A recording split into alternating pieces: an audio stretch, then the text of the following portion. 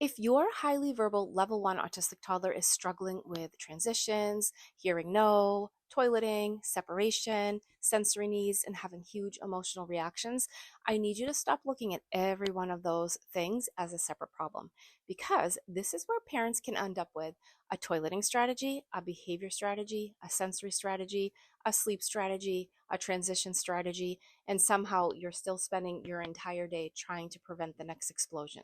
But what if these aren't 5 or 6 separate struggles? What if they're different places where the same underlying pattern is showing up?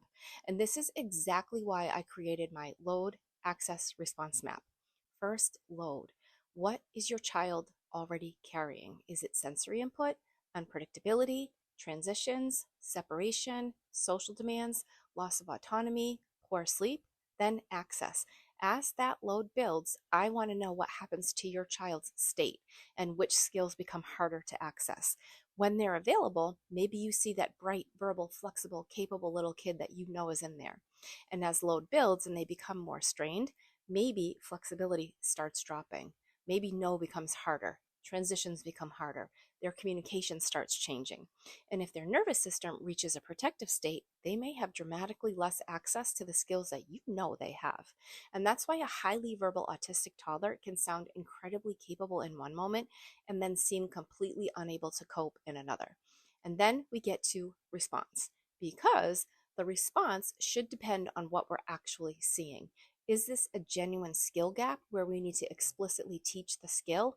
Or is this a child moving from available to strained to protective, who needs us to reduce load and help restore access?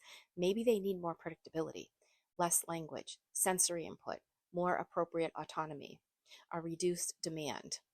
Or maybe they need a completely different response. Because if we misread what's happening, we can spend months trying to fix 5 different behaviors when we should have been looking for the pattern connecting all of them together.